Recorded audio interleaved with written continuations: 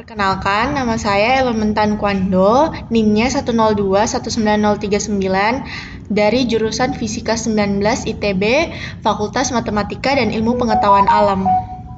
Pada kesempatan kali ini, saya ingin mendemonstrasikan penggunaan Proteus dengan menganalisa rangkaian penguat.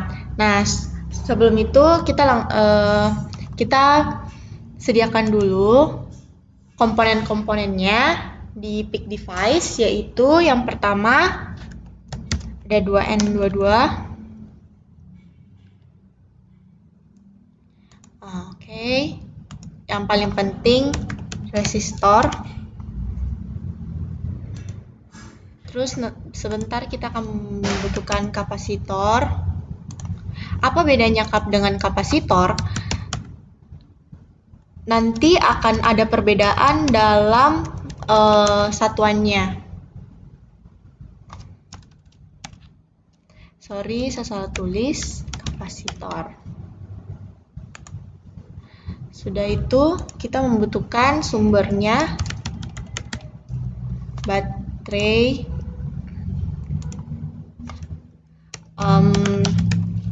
saya memiliki beberapa sumber tegangan seperti baterai, alternator, dan phase-in. Nanti juga saya akan coba menggunakan DC. Nah,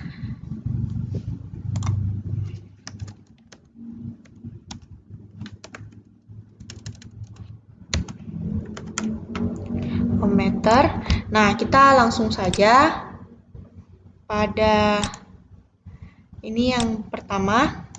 Saya ingin membahas tentang apa sih kalau misalnya dari suatu rangkaian dihubungkan dengan misalnya elektronik di sini. Nah, bagaimana akibat terhadap R-in dan R-out-nya? Kita langsung saja gambarkan. Pertama, saya mengambil sumber tegangan yaitu menggunakan baterai. Ini bisa diperbesar. Nah, terus resistor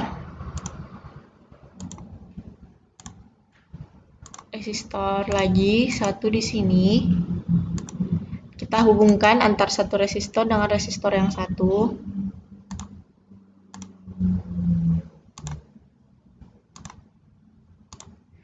Sudah itu kita ukur. Karena di sini itu kita bertujuan untuk melihat V-in dan V-out terhadap perubahan R, maka kita akan menggunakan DC voltmeter untuk mengukur V-nya itu. Perhatikan juga tanda plus dan minusnya, karena kadang berpengaruh terhadap nilai yang akan keluar. Kalau misalnya di sini 10 volt. Terus di sini misalkan ini namanya saya misalkan jadi R. Terus yang di sini itu namanya bukan R2 tapi R-in. Nah, dari fotonya kalau misalkan R-nya sama dengan 0, otomatis pasti V-in itu akan sama dengan V-nya. Nah, bagaimana kalau misalnya R-nya itu lebih kecil daripada R-in? Misalkan R-nya lebih kecil daripada R-in. Berarti ini kita ganti jadi 20. Nah, kita lihat. Nah, ini kita sudah bisa lihat bahwa ini kan V-nya itu 6,67. Ini V-in-nya, terus ini V-nya. Ini 3,33. Kan sesuai dengan yang di teori ini, bahwa kalau misalnya R-nya lebih kecil daripada R-in, otomatis V-in-nya itu akan lebih besar dari si V-nya. Nah, bagaimana kalau sebaliknya? Kita ubah misalkan di sini jadi 40. Nah, berubah kan sekarang jadinya nih V yang di sini itu akan lebih besar daripada si V-nya. Nah, bagaimana kalau misalnya R itu sama dengan Rin.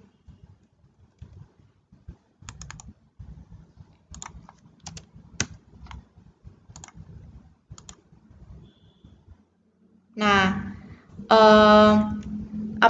seharusnya itu kalau misalnya R sama dengan Rin, maka si R hambatan dalam adalah Vin.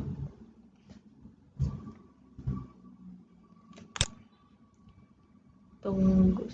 Nah, kalau misalnya saya jelaskan dulu yang di bagian sini. Kalau misalnya ini kan R kita ketahui sebagai hambatan dalam. Ini V adalah V input. Walaupun idealnya itu sebenarnya tidak ada hambatan dalam, tapi kan secara kenyataan itu sebenarnya ada. Nah, ini kan seperti yang saya bilang, ini kan misalnya dihubungkan dengan elektronika. Nah, bagaimana mencari nilai V-in-nya? V-in itu akan sama dengan R-in dibagi dengan R tambah R-in dikali dengan V-nya. Kan tadi sudah kita buktikan kalau misalnya R-nya lebih kecil R-in, gimana V-nya? R-nya lebih besar daripada R-in, bagaimana juga V-nya? Nah, kalau R-nya sama dengan R-in, maka besar dari amplitudo dari sinyal yang akan keluar itu akan tidak terdistorsi atau maksudnya itu amplitudonya akan turun. Jadi R-in yang ideal adalah R-in yang menuju tak terhingga. Jadi maksudnya begini loh. Kalau misalnya kita mau buat penguatnya itu semakin bagus, maka sebaiknya itu R-in-nya itu kita cari semakin besar. Kenapa? Karena kalau R-nya sama dengan R-in, artinya V-nya itu akan setengahnya. Terus nanti amplitudonya itu bisa turun. Jadi kita harus berusaha menjaganya. Nah, setelah itu kita lanjut ke rangkaian selanjutnya. Nah, saya akan membahas tentang gain atau yang kita sebut sebagai penguatan. Nah, bagaimana sih sebenarnya itu gain atau penguatan itu? Nah, gain atau penguatan itu rumus dari analisa rangkaian gain begitu didapatkan bahwa gain itu sama dengan minus RC dibagi dengan R aksen E ditambah dengan RE, di mana R aksen E itu akan sama dengan suatu volt dibagi dengan IE. Bila nilai R aksen E itu lebih kecil daripada RE, maka gain dibagi dengan G itu akan sebanding dengan minus RC dibagi RE. Nah, saya jelaskan langsung saja. Kalau misalnya pada hambatan input, misalkan di sini Vin-nya, di sini beta Re. Nanti di sini tuh akan mengalir arus, di sini tuh namanya IB. Nah, setelah mengalir arus IB di bagian sini, seperti yang kita ketahui bahwa rumus V itu sama dengan I kali R, sehingga kalau R itu akan sama dengan V dibagi dengan I. Nah, di sini itu dari rangkaian itu ada dua loop, yaitu loopnya yang di sini dengan yang di sini. Maksud dari R1 garis 2 R2 itu artinya R1 kita paralelkan dengan si R2. Nah, bagaimana sih yang mencari Rin-nya? Rin itu kan V-in dibagi I-in. Nah, akan sama dengan IB dikali dengan beta Re, karena ini kan V-in-nya kan inputnya di sini, ditambah dengan IB ditambah dengan I kali dengan RE dibagi dengan IN. IN itu kan ada II dengan IB. Nah, kalau misalnya ini sudah habis, akan sebanding dengan beta R aksen E ditambah dengan RE. Kalau misalnya nilai IC lebih besar dari IB dan IB lebih besar daripada I1, maka akan berlaku seperti ini. Selanjutnya, nah, coba kita tentukan besar penguatan dan tegangan yang melewati hambatan beban atau outputnya. Kita mencoba menggambar rangkaian ini. Nah, ini kita delete saja. Kita gambar. Kita pakai kapasitor di sini. Terus tegangannya sumber tegangannya saya menggunakan baterai. Terus ada lagi kapasitor yang kita letakkan dulu komponen resistornya ada di sini. terus di sini. Lalu ini kita balik. Nah, ada resistornya lagi. Nah, terus kapasitor. Terus resistor.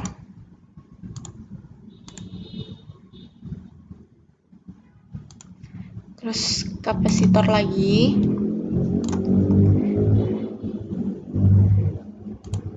Nah, kita punya sumber tegangan ada 2. Yang satu lagi menggunakan DC. DC-nya di sini. Terus masih ada lagi resistor di sini. Nah, sekarang kita tinggal hubungkan antara yang satu dengan yang satunya. Ini kita mulai dulu dari paling ujung di sini. Ini kita hubungkan. Ini dihubungkan. Nah, terus ini juga dihubungkan. Nah, perhatikan antar satu komponen dengan komponen yang satunya itu harus selalu terhubung. Kenapa harus selalu terhubung? Karena kalau misalnya simulasinya di run dan ada komponen yang tidak terhubung, maka bisa menyebabkan simulasinya itu error. Kalau misalnya ini ground. Di sini ada groundnya.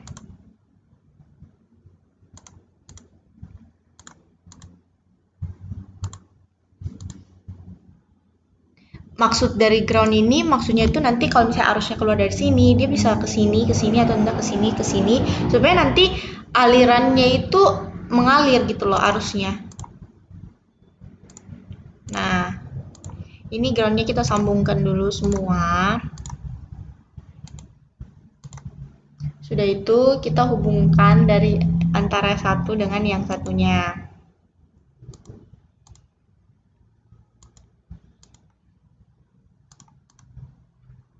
Nah, sudah kan? Nah, sekarang bagian atasnya kita hubungkan juga.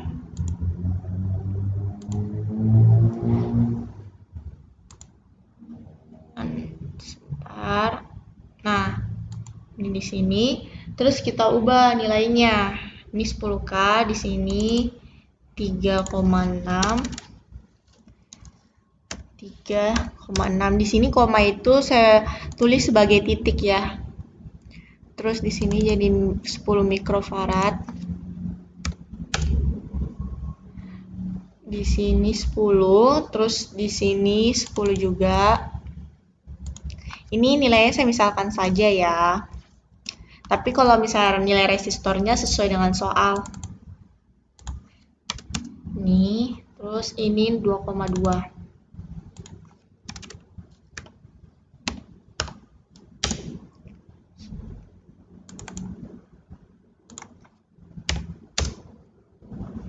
Nah, kita lihat gambar yang tadi, kan dia punya sumber tegangan yang di sini itu kan 10.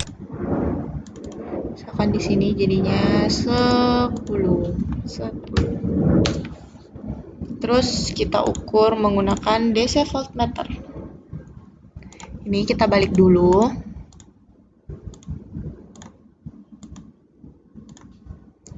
Kita run. Nah, ini nanti V-nya yang keluar ya nilainya. Ini kita perhatikan. Nah, seperti ini ya. Kalau misalnya kita simulasikan pada Proteus. Nah, selanjutnya konfigurasi common emitter. Nah, common emitter itu outputnya itu akan berada di kolektor. Apa sih? Ciri khasnya itu inputnya itu tetap di basis dan titik bersamanya itu berada di kolektor. Jadi punya titik bersama antara input dan outputnya itu ada di si kolektornya itu. Nah, bagaimana kalau hambatan input common collector? Nah, pada hambatan input common collector itu, kita itu Rin-nya itu akan sama dengan RB garis ini 2 ini maksudnya itu kita paralelkan dengan R12. Nah, bagaimana cara mencari RB? Seperti yang diketahui bahwa R itu rumusnya itu V dibagi dengan I. Jadi, kalau RB, V in masukkan dibagi dengan IB. Jadi di sini itu dibagi dengan IB. Bagaimana mencari V in? Itu adalah beta RE dikali dengan IB ditambah dengan beta kali IB ditambah dengan IB terus dikalikan dengan RE terus dibagi dengan IB sehingga nanti hasilnya akan sama dengan beta, harusnya ini kali R aksen E ditambah dengan RE. Kenapa R aksen E? Ini sesuai buku saja, biasa secara umum ditulis sebagai R aksen E. Nah, kita coba gambar saja langsung mencari hambatannya. Dalam mencari hambatan, tentunya kita butuh yang namanya ohmmeter. Ini kita hapus saja.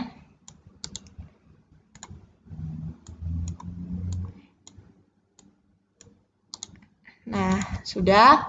Kita mulai gambar.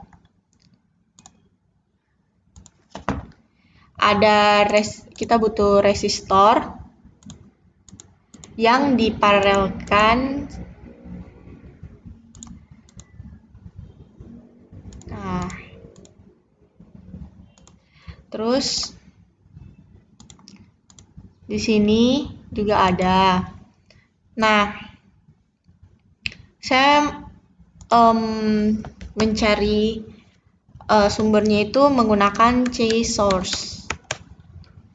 Ini C source. Ini saya ganti nilainya. Ini juga hati-hati ya, penempatan tanda panahnya ini itu harus sesuai supaya nanti nilainya juga tidak salah atau arusnya itu mengalirnya juga tidak salah. Nah, jangan lupa untuk selalu menambahkan ground di tiap ujung dari rangkaian.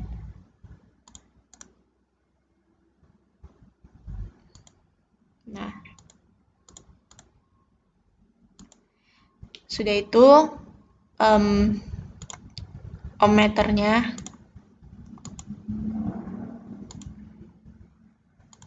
Ini kita ganti misalnya jadi satuannya. Itu caranya digantinya itu kita cuma perlu mengklik 2 kali. Nah, sekarang komponen sudah ada semua, kita sisa sambung dari yang satu dengan yang satunya.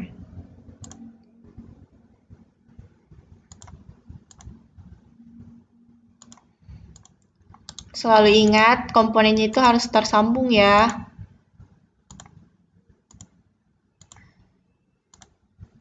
Nah, ini lagi.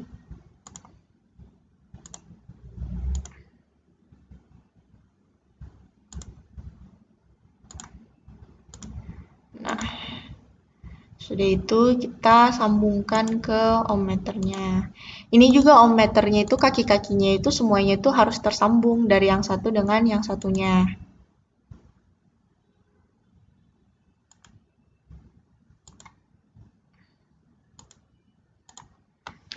Nah, sudah itu ini kita sambungkan ke ground. Ini kita ganti nilainya jadi 10 ampere. Nah, kita coba lihat sekarang. Nah, kan keluar nilainya. Ini maksudnya 18,186 ya. Nah, kenapa saya menggunakan mega satuannya? Perhatikan, kalau misalkan saya menggunakan misalnya ohm, nilainya itu akan keluarnya tulisannya max. Kenapa? Karena di ohmmeter ini hanya bisa memunculkan beberapa digit angka. Jadi kalau misalnya max artinya itu sudah angkanya itu tidak bisa dimunculkan oleh si meternya itu. Nah, kalau misalnya kita ganti, kalau misalnya begitu, caranya itu kalau misalnya rangkaian sudah benar, artinya kita tinggal mengubah dari satuannya. Nah, terbukti kan? Nah, itu mengenai tentang hambatan common dari. Nah, selanjutnya kita akan membahas tentang tadi itu kan common collector, sekarang kita membahas tentang common base. Nah, sebenarnya itu common base itu agak jarang digunakan. Yang paling sering digunakan itu sebenarnya common emitter, karena selain sebagai penguat, bisa juga berfungsi sebagai penguat tegangan. Sedangkan kalau common collector, nilainya itu tegangannya itu akan satu dan berfungsi untuk menguatkan arus. Nah, ini common base. Ini namanya alpha. Nah, untuk mencari nilai RI itu akan sama dengan RE kita paralelkan dengan R aksen E. Ini kan gambarnya di paralel ya rangkaiannya. Nah, sedangkan di sini tuh akan ada yang namanya misalnya R0. Nah, R0 itu akan sama dengan nilai dari si RC-nya. Nah, selain itu kalau misalnya mencari nilai VI-nya itu V0 akan sama dengan V0 itu di sini ya, alfa dari IE dikali dengan nilai RC. Kan RC sama saja dengan R0. Sedangkan untuk IE, mencari nilai IE itu akan sama dengan Vin kita bagi dengan R aksen E. Ini harusnya R aksen E ya. Ini secara umum di buku tulisnya R aksen E. Nah, perbandingan antara V0 dibanding dengan VE atau V0 dibagi dengan Vin akan sama dengan alfa dari RC dibagi dengan RE. Nah, kita coba mengambil salah satu contoh rangkaian seperti ini. Kita coba gambar di Proteus. Nah, ininya kita delete aja. Nah, kita gambarkan rangkaian seperti tadi. Nah, misalkan di sini alternator.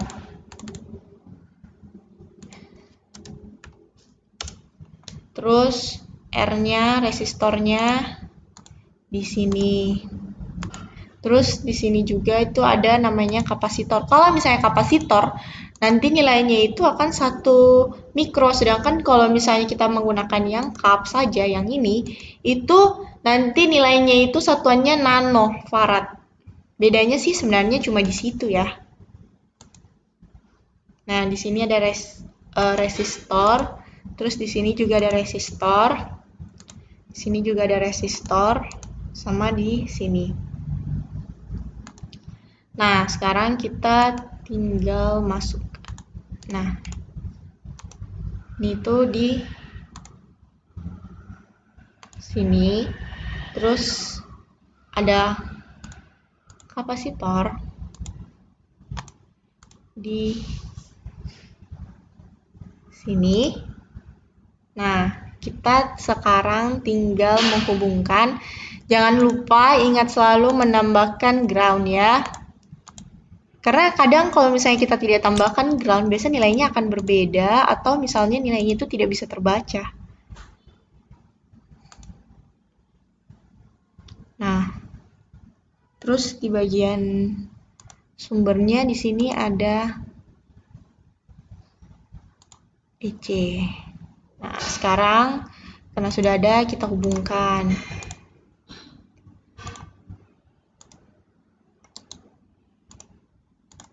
Nah, ini dihubungkan.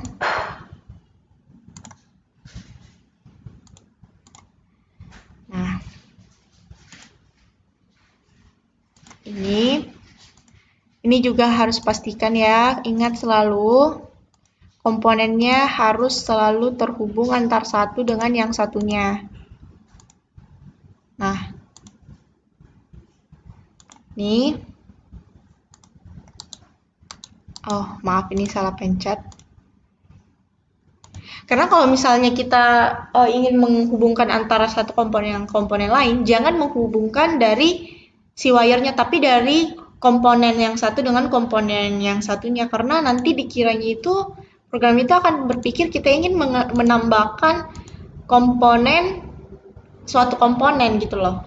Nah, sekarang kan kita kan mau mengukur si V-nya. Nah, ini di sini saya ukur yang bagian sini. Nanti nilainya di sini tuh harusnya itu nilainya itu pasti 1. Kita lihat apakah betul pasti 1.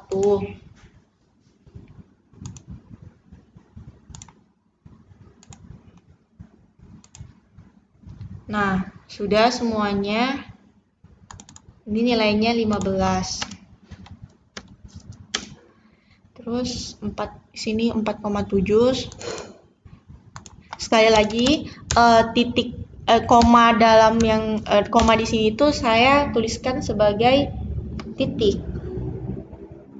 Terus di sini 600 ohm. 600, terus semuanya 10 sini 2,2.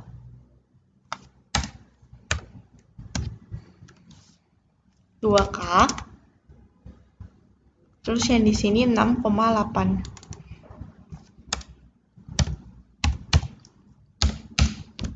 Nah, kapasitornya semuanya saya misalkan nilainya sebagai 1 mikrofarad. Kita jalankan.